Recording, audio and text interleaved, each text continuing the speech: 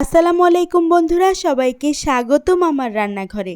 নতুন আরেকটা রেসিপি নিয়ে চলে আসলাম। আজকে আপনাদের জন্য নিয়ে আসলাম আরেকটা খুবই মজাদার নাস্তা রেসিপি, চিকেন রোল, সবজি রোল। সবাই তো খেয়েছেন, কিন্তু আজকের রোলটা একটু ব্যতিক্রম, কারণ আজকের রোলটা তৈরি করা হয়েছে নুডলস দিয়ে।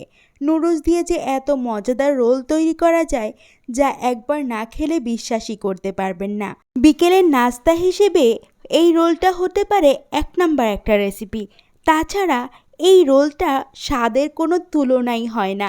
বাচ্চাদের টিফিন হিসেবেও এই রোলটা তৈরি করে দিতে পারবেন। খুবই স্বাস্থ্যকর একটা খাবার। চলুন তাহলে মূল রেসিপিতে চলে যাই। প্রথমে চুলায় প্যানের মধ্যে পানি বসিয়ে দিলাম। পানিটা যখন ফুটে উঠবে তখন এর মধ্যে দিয়ে দিব একটা নুডলস।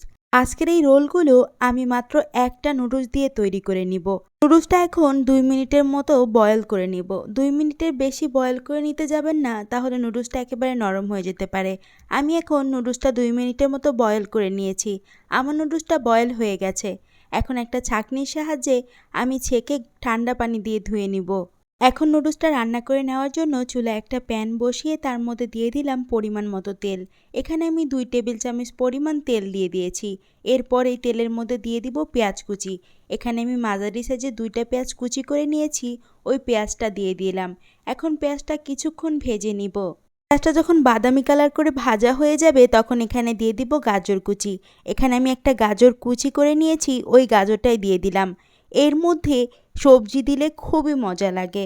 নুডলস আর সবজি একসাথে রান্না করে এই রোলটা তৈরি করলে এর স্বাদের কোনো তুলনাই হয় না। এখন গাজরটা কিছুক্ষণ রান্না করে নিব। কিছুক্ষণ রান্না করে নেওয়ার পরে এখানে এখন দিয়ে দিব বরবটি কুচি। এখানে আমি 10-12টা বরবটি কুচি করে নিয়েছি, ওই বরবটিগুলো দিয়ে দিলাম। আপনারা আপনাদের ইচ্ছা মতো সবজি এখানে ব্যবহার করতে পারবেন। আবার চাইলে আমি এখানে যে সবজিগুলো দিয়েছি ওই সবজিগুলো দিয়েও রান্না করতে পারবেন, খুবই মজাদার হয়। এখানে আরও দিয়ে দিলাম 1 বাটি পরিমাণ লাউ কুচি। আজকে আমার ঘরে যা যা সবজি ছিল ওই সবজি দিয়েই নুডলসটা রান্না করে নিচ্ছি। আপনারা আপনাদের ইচ্ছা মতো সবজি দিবেন। যত বেশি সবজি দিবেন রোলটা খেতে তত বেশি মজা লাগবে। এখন আরও কিছুক্ষণ রান্না করে নিব। এখন এখানে দিয়ে দিব স্বাদ মতো লবণ। 1/2 চামচ দিয়ে দিব হলুদের গুঁড়া। 1/2 চামচ দিয়ে দিব জিরার গুঁড়া। এখন সমস্ত মশলার সাথে সবজিগুলো খুব ভালো করে নেড়েচেড়ে মিশিয়ে দিতে হবে। সবজিগুলো যখন হালকা সিদ্ধ হয়ে যাবে তখন এখানে দিয়ে দিব কাঁচামরিচ কুচি। এখানে আমি 6-7টা কাঁচামরিচ কুচি করে নিয়েছি, ওই কাঁচামরিচটা দিয়ে আবার খুব ভালো করে নেড়েচেড়ে সবজির সাথে মিশিয়ে দিলাম। এখন এখানে দিয়ে দিব একটা ডিম। ডিমটা দিয়ে আবার খুব ভালো করে সবজির সাথে নেড়েচেড়ে ভেজে নিতে হবে। এখন আরও কিছুক্ষণ ভেজে আমরা রান্না করে নিব। ডিমটা ততক্ষণ ভাজতে হবে যতক্ষণ ভাজা ভাজা হয়ে না যাচ্ছে।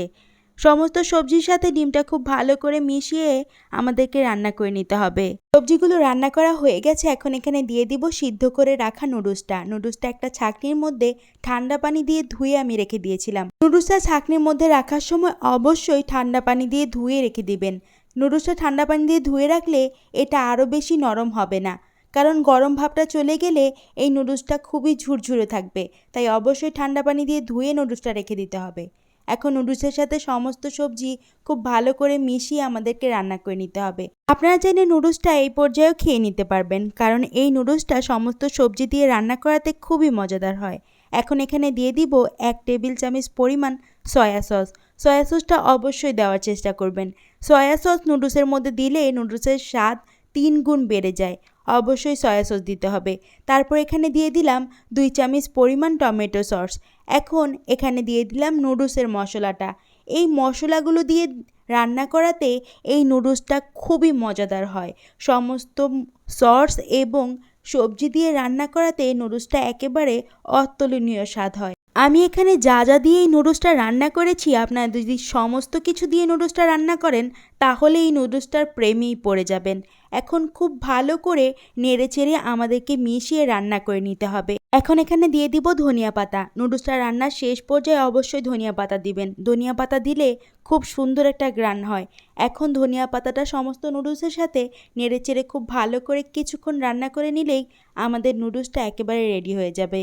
আমার নুডলসটা রান্না করা হয়ে গেছে, দেখতেই পাচ্ছেন মাশাআল্লাহ কতটা সুন্দর কালারফুল দেখা যাচ্ছে। এখন নুডলসটা সাইডে রেখে রোলের জন্য আটা দিয়ে একটা ডো তৈরি করে নিব। এখানে আমি 1 কাপ পরিমাণ আটা নিয়ে নিয়েছি। ওই আটা দিয়ে ডোটা এখন তৈরি করে নিব। প্রথমেই আটার মধ্যে দিয়ে দিব পরিমাণ মতো লবণ।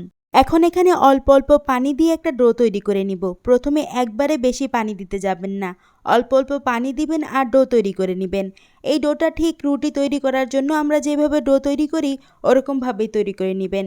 এর চেয়ে বেশি টাইটও রাখবেন না, আবার এর চেয়ে বেশি নরমও রাখবেন না। অল্প অল্প পানি দিয়ে ডোটা তৈরি করবেন, তাহলে ডোটা খুবই পারফেক্ট হবে। দেখতেই পাচ্ছেন আমি কিভাবে তৈরি করে নিচ্ছি, আপনারা এভাবেই তৈরি করে নেবেন। এখন একটা বেলুন পিঁড়ি নিয়ে নিলাম। ওই বেলুন পিঁড়ির মধ্যে রুটি তৈরি করে নিব। যে আটার ডোটা আমি তৈরি করেছিলাম সেখান থেকে অল্প একটু ডো পিঁড়ির মধ্যে নিয়ে নিলাম। আমরা ছোট করে রুটি তৈরি করে নিব। জাস্ট রুটি যেভাবে বানান সেভাবে বানিয়ে নিলেই হবে। দেখতেই পাচ্ছেন আমি ছোট একটা রুটি তৈরি করে নিয়েছি। এখন এই রুটির মধ্যে নুডলসের পুরটা যে রেডি করে রেখেছিলাম ওই পুরটা দিয়ে দিব। একটা সাইডে আমরা পুরটা দিয়ে দিচ্ছি। দেখতেই পাচ্ছেন আমি কিভাবে পুরটা দিচ্ছি, আপনারা ঠিক এইভাবেই দিয়ে নেবেন। এখন রুটির এক সাইড থেকে আমরা রোল করে নিব। আপনারা দেখতেই পাচ্ছেন রুটির এক সাইড থেকে আমি কিভাবে রোল করে নিচ্ছি, আপনারা ঠিক এইভাবেই রোল করে নেবেন। এখন রুটির সাইডের অংশটা রুটির মধ্যে চাপ দিয়ে লাগিয়ে দিব।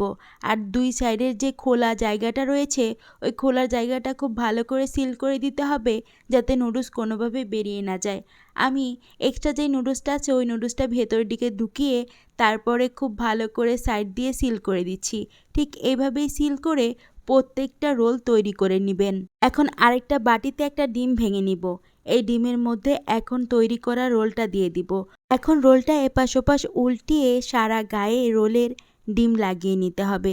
খুব ভালো করে ডিম দিয়ে কোট করে নেবেন, যাতে সারা শরীরে খুব ভালো করে লাগে।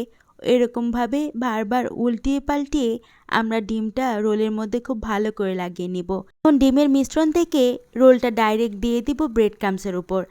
হাতটা ওয়াশ করে ভালো করে শুকিয়ে নেবেন। তারপর পুরো রোলের মধ্যে ভালো করে ব্রেড ক্রাম্বস কোট করে নিতে হবে। এপাশ ওপাশ উল্টিয়ে খুব ভালো করে ব্রেড ক্রাম্বস লাগিয়ে নেবেন, যাতে সমস্ত রোলের মধ্যে ব্রেড ক্রাম্বসটা খুব ভালো করে লাগে। দেখতেই পাচ্ছেন আমি কিভাবে কাজটা করছি, আপনারা সেম এইভাবেই তৈরি করে নেবেন। রোলের মধ্যে যত ভালো করে ব্রেড ক্রাম্বসটা লাগাবেন রোলটা উপর দিয়ে ততটা ভালোভাবে ক্রিস্পি হবে।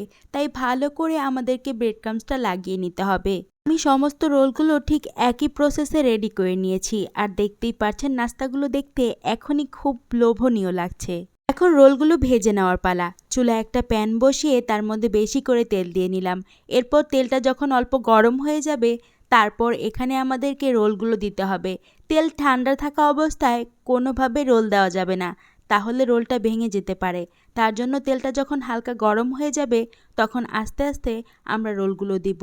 রোলগুলো দেওয়ার পরে এর উপরে হাতার সাহায্যে খুব ভালো করে তেল ছিটিয়ে দিবেন, তাহলে খুব ভালো ক্রিস্পি হয় আর খুবই মুচমুচে হয়। রোলগুলো ভাজার সময় অবশ্যই চুলার আঁচটা মিডিয়ামে রাখবেন, একেবারে হাই করে রাখবেন না, তাহলে রোলগুলো পুড়ে যেতে পারে। আর বন্ধুরা, যারা এখনও আমার চ্যানেলটি সাবস্ক্রাইব করেননি তারা অবশ্যই চ্যানেলটি সাবস্ক্রাইব করে বন্ধু হয়ে পাশে থাকবেন। বেল আইকনে একটি ক্লিক করে রাখবেন, যাতে আমার চ্যানেলের সমস্ত ভিডিও নোটিফিকেশন আপনাদের ফোনে চলে যায়। এরপর রোলগুলো যখন এক সাইডে হালকা ভাজা হয়ে যাবে তখন আমরা উল্টিয়ে দিব। দেখতেই পাচ্ছেন মাশাআল্লাহ রোলগুলো দেখতে কতটা সুন্দর লাগছে। আর বিশ্বাস করেন বন্ধুরা, এই রোলগুলো খেতে অসম্ভব মজাদার হয়। আর রোলগুলো আমরা এইভাবে গোল্ডেন ব্রাউন কালার করে ভেজে নিব। আমার রোলগুলো ভাজা হয়ে গেছে। এখন একটা ছাঁকনির সাহায্যে রোলগুলো উঠিয়ে নিব। ছাঁকনির সাহায্যে উঠিয়ে নিলে এর যে এক্সট্রা তেল আছে ওই তেলটা পড়ে যাবে। বন্ধুরা দেখতেই পাচ্ছেন মাশাআল্লাহ নাস্তাগুলো কতটা পারফেক্ট হয়েছে আর দেখতে কতটা সুন্দর হয়েছে। আর বিশ্বাস করেন নাস্তাগুলো খেতে খুবই মজাদার হয়েছে। বন্ধুরা আজকের এই রেসিপিটা অবশ্যই একবার বাসায় ট্রাই করে আমাকে কমেন্টস করে জানাবেন আজকের রেসিপিটা আপনাদের কাছে কেমন লাগলো। যারা এতক্ষণ ধরে আমার সাথে ছিলেন তাদেরকে অসংখ্য ধন্যবাদ। যারা ইউটিউব থেকে ভিডিওটা দেখছেন দয়া করে চ্যানেলটি সাবস্ক্রাইব করে বন্ধু হয়ে পাশে থাকবেন। আর যারা ফেসবুক পেজ থেকে দেখছেন পেজটি ফলো দিয়ে পাশে থাকবেন। ভিডিওটি ভালো লাগলে বেশি বেশি করে শেয়ার করে দিবেন। সবাই অনেক বেশি ভালো থাকবেন, সুস্থ থাকবেন। একটা নতুন রেসিপি নিয়ে আপনাদের মাঝে চলে আসবো। আল্লাহ হাফেজ সবাই।